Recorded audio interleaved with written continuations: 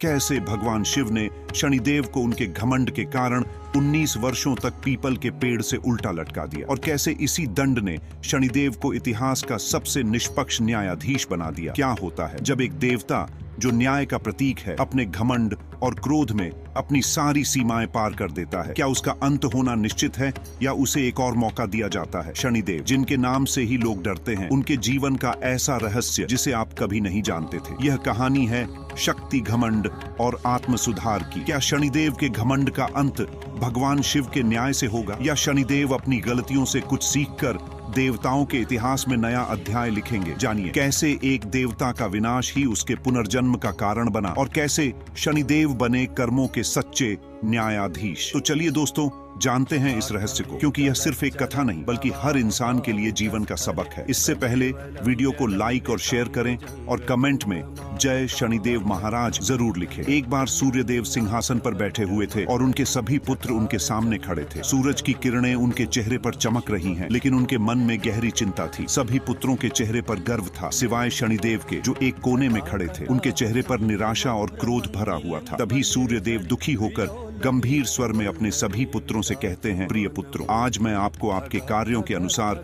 विभिन्न लोकों में विभाजित करने वाला हूँ। तुम्हें अपनी शक्ति का उपयोग पूरी जिम्मेदारी के साथ करना होगा। अब वह समय आ गया है जब तुम्हें अपनी शक्ति से अधिक का अनुभव प्राप्त करना चाहिए। सूर्यदेव धीरे धीरे अपने पुत्रों को एक एक करके संबोधित करते हैं और प्रत्येक को अपनी विशेषताओं के आधार पर एक स्थान प्रदान करते हैं। सभी पुत्र खुश थे, पर शनिदेव का चेहरा निराश और असंतुष्ट से भरा हुआ था। शनिदेव अंदर से गुस्से में व्यंग्यात्मक रूप से सूर्यदेव से कहते हैं, पिताजी, क्या यह निर्णय उचित है? क्या मुझे अपनी शक्ति के सही मूल्य का एहसास नहीं है? मैं भी सूर्य का पुत्र हूँ, लेकिन क्या मेरी योग्यता को ठीक से पहचाना गया है? अब शनिदेव का अहंकार बढ़ता जाता है। उनके भीतर क्रोध की ज्वाला प्रज्वलित होती जा रही थी। सूर्यदेव पुत्र को समझाने की कोशिश करते हुए कहते हैं, पुत्र, यह निर्णय तुम्हारी भलाई के लिए है। तुम्हारी शक्ति और तुम्हारा स्थान किसी से कम नहीं है, लेकिन अहंकार तुम्हें विनाश की ओर ले जाएगा। अगर तुम इस मार्ग पर चलते रहे तो इसका परिणाम तुम्हारे लिए अच्छा नहीं होगा। तभी शनिदेव गुस्से और अत्यधिक अहंकार से कहते हैं, मेरे पास जितनी शक्ति है वह दूसरों के पास कहां? मैं इसे सब लोगों पर अधिकार करने में प्रयोग करूंगा। मुझे किसी की अनुमति की जरूरत नहीं है। इसके बाद शनिदेव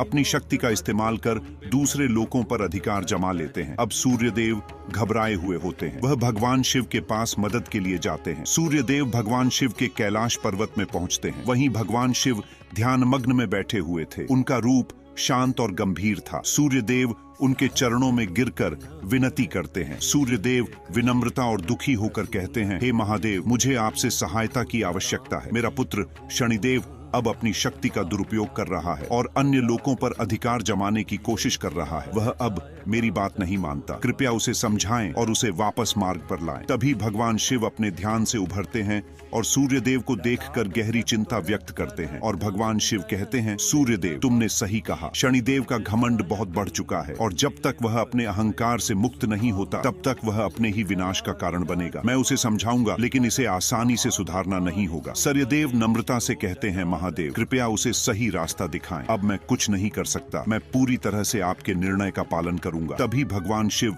दृढ़ता के साथ कहते हैं, मैं इसे ठीक करूंगा। सूर्यदेव, आप चिंता न करें। तभी भगवान शिव अपने गणों को आदेश देते हैं और वह शनिदेव से युद्ध करने के लिए तैयार हो जाते हैं। लेकिन शनिदेव की ताकत और उनका प्रचंड दृष्टि प्रभाव ऐसा था कि शिव के गण भी उनका सामना नहीं कर सके। तब भगवान शिव शनिदेव के महल में पहुंचते हैं। शनिदेव अपने सिंहासन पर बैठे हुए थे। उनका चेहरा घमंड से भरा हुआ था। भगवान शिव को देखकर वह उनका कोई आदर सम्मान नहीं देते हैं। तभी भगवान शिव क्रोधित होकर गहरे स्वर में कहा, तुमने अपने घमंड में आकर बहुत बड़ी गलती की है शनिदेव। तुम्हारी शक्ति का दुरुपयोग तुम्हारे विनाश का कारण बनेगा। तभी शनिदेव हंसते हुए और घमंड के साथ कहते हैं, क्या आप मुझसे युद्ध करने आए हैं महादेव? क्या आपके गण मेरे सामने टिक नहीं सके? मेरी शक्ति से कोई भी नहीं जीत सकता। तभी भगवान शिव अपने गणों को आदेश देते हैं, लेकिन शनिदेव हर बार उन्हें परास्त कर देते थे। तभी गुस्से से भगवान शिव अपने तीसरे नेत्र को खोलते हैं और शनिदेव पर एक दृष्टि डालते हैं और चेतावनी देते हुए कहा, तुमने अपनी शक्ति का दुरुपयोग किया है शनिदेव। अब तुम्हें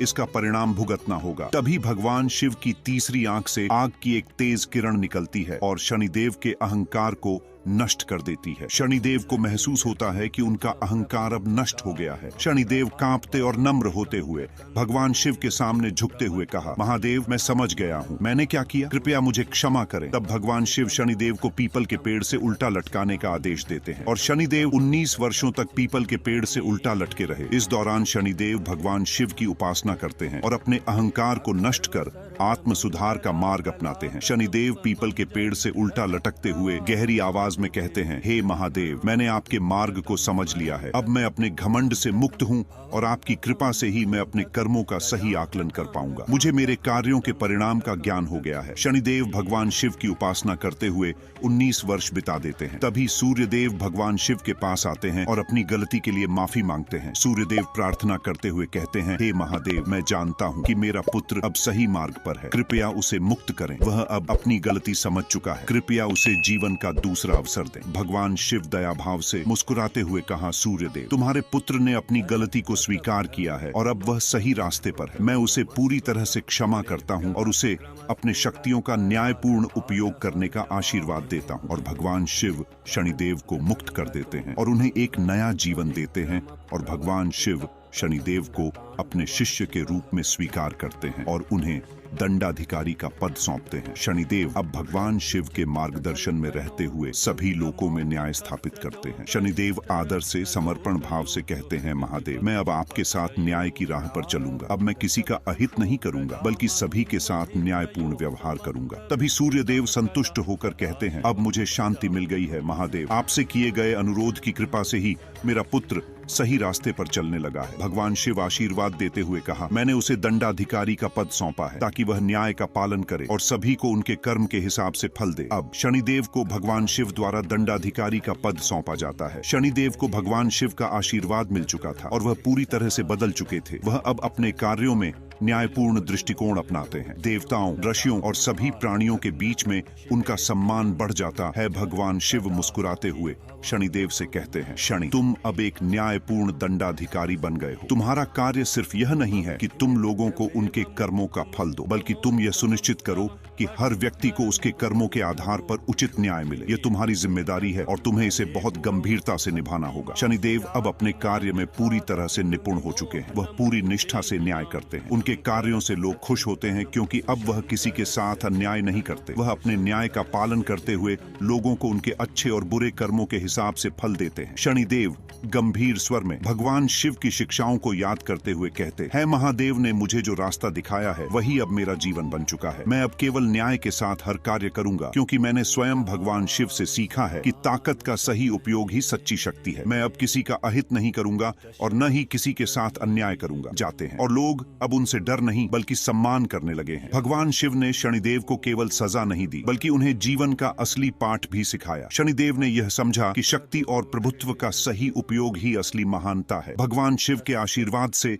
शनिदेव अब हर व्यक्ति को उनके कर्मों के आधार पर न्याय देते हैं और शनि दोष से मुक्ति दिलाते हैं। इसी घटना के बाद से शनिदेव को न्याय के देवता माना जाने लगा। उन्होंने अपने जीवन का हर क्षण यह सुनिश्चित करने में लगाया कि कर्मों का फल हर किसी को उचित रूप से मिले। और आज भी शनिदेव को प्रसन्न करने के लिए भगवान शिव की आराधना की जाती है, क्योंकि यह माना जाता है कि शिव की कृपा से ही शनिदेव का क्रोध शांत हो सकता है। तो दोस्तों, यह थी शनिदेव और भगवान शिव की यह अद्भुत कथा। अगर आपको यह कहानी पसंद आई तो लाइक और शेयर करना न भूलें। ऐसी और कहानियों के लिए जुड़े रहें हमारे साथ। धन्यवाद।